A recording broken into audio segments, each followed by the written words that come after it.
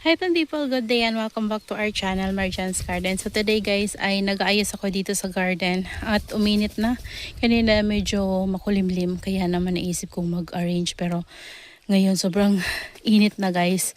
Kasi kanina maulap talaga dito na area, pero ngayon nawala yung ulap guys. So lumabas yung malakas na init. Ayan, so di ba nabanggit ko sa inyo guys na gusto kong i-transfer yung mga lacteas ko sa mainit na area. So doon na area guys. Ayan, so hindi pa ako nakapagpagawa ng pwedeng mapatungan sa kanya. Pero yung mga napapatungan nila dito guys ng mga plastic na parang timba na maliit, nilagay ko doon. Pinatag ko muna yung lalagyan ko sa kanila. Yung lalagyan lang talaga guys. Tapos nilagay ko yung balde para hindi matutumba. So ayan, nilagay ko na sila doon guys. Tapos yung ano ko dito, mga Mendoza ko, naisip ko na i-transfer dito kasi dito may net. Ayan, nainitan sila pero mayroong shade net dito na 70%. So hindi sila masa-sunburn kasi napansin ko guys, tingnan nyo na yung itsura ng ano ko guys, Mendoza ko doon sa area na napaglalagyan sa kanya, nasusunog na talaga. So naisip kong i-transfer dito yung mga Mendoza ko na iba, tapos yung mga ibang cactus ko guys, kasi wala naman tong lagay, wala naman tong nakapatong dito. So ginagawa ng pusa na tambayan, so baka mamaya ano nila guys, matumba nila yung orchids ko dyan. So maa-uproot yan sila. Dito na lang guys yung walang laman. So pinuno ko na talaga siya. Ayan, dito ko nilagay yung mga Mendoza ko.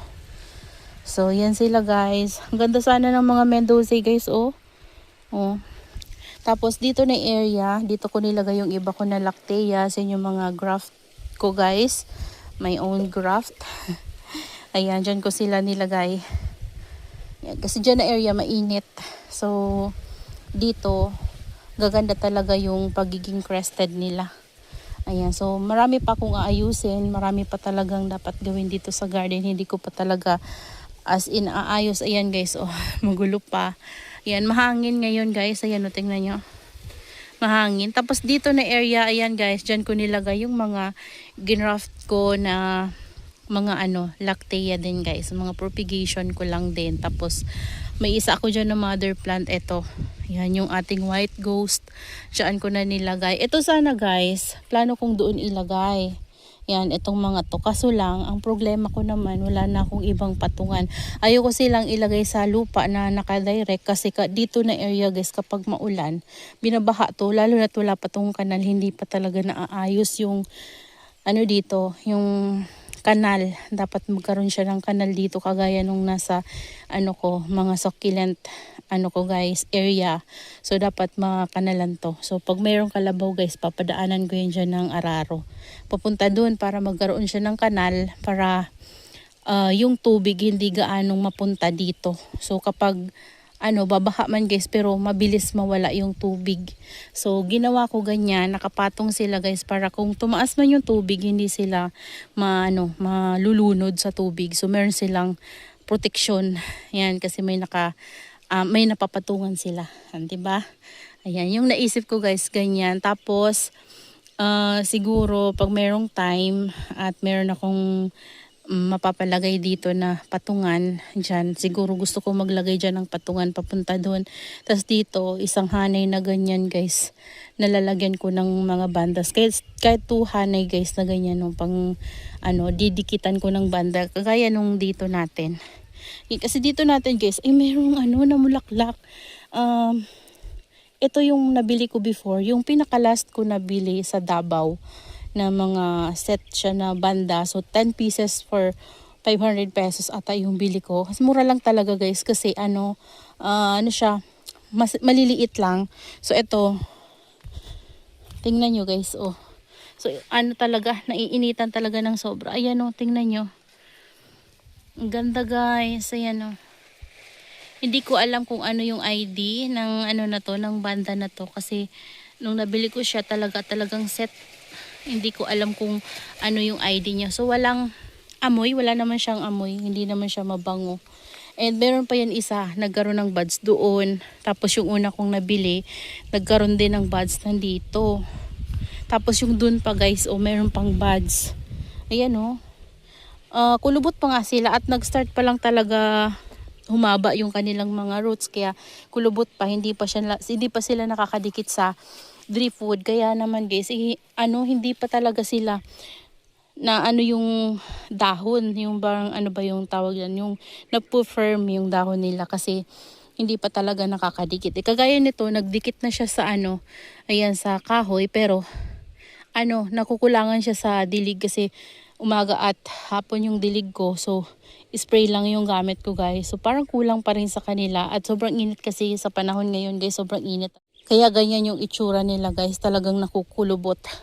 Tingnan nyo. Yan yung naisip kong gawin talaga dito guys kasi gusto ko na maging mas maganda yung color ng ating mga lacteas, tsaka mas gumanda yung pagiging crested nila.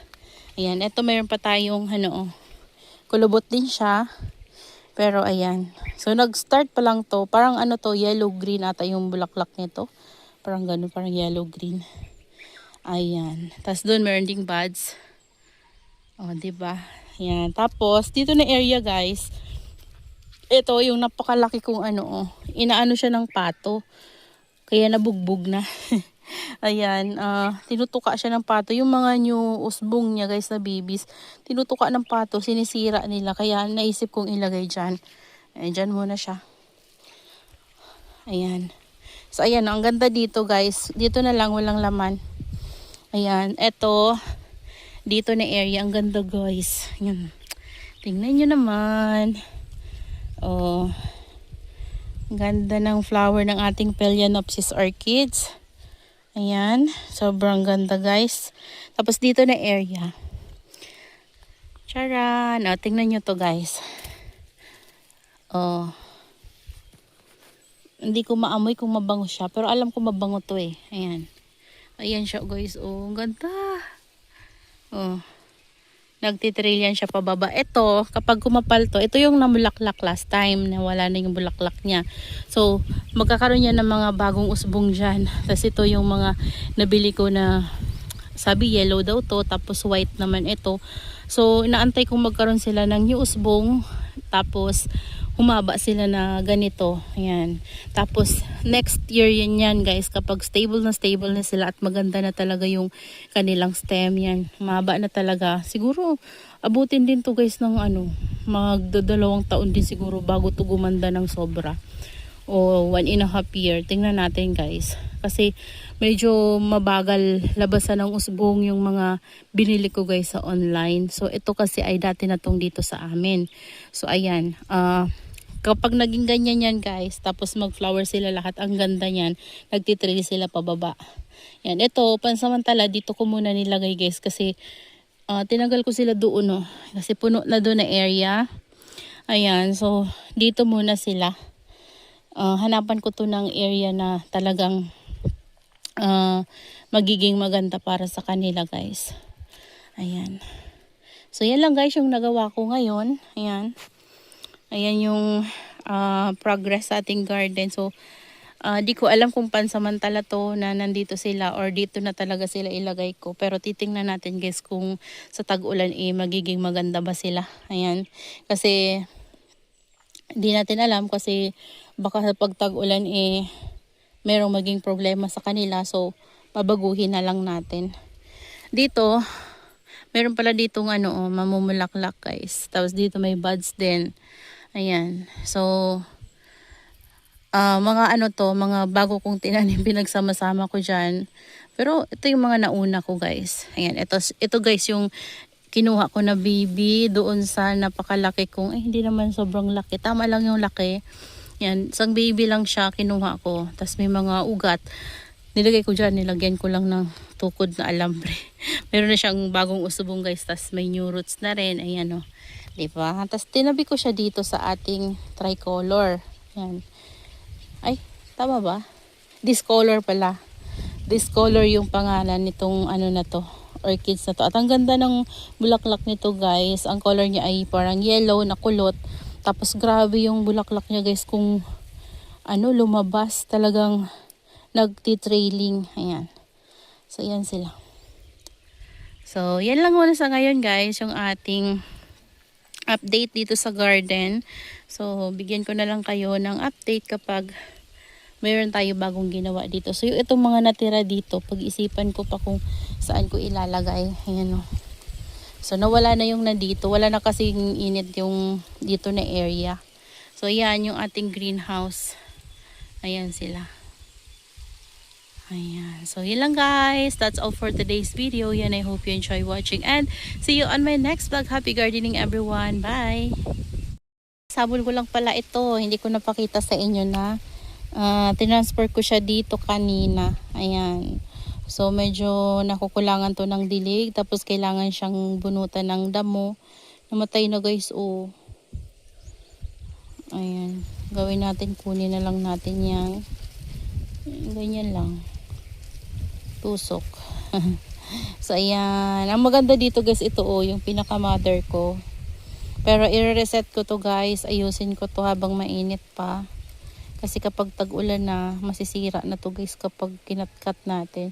Siguro mag-add na lang ako ng karagdagang soil sa kanila. Tapos lilinisin ko and magdadagdag tayo ng mga cuttings. Ayan, para mas maging siksik. Hindi na ako magka-cut guys. Magdadagdag na lang ako ng cuttings. Ganda niya no. Kaso lang, matatangkad na talaga.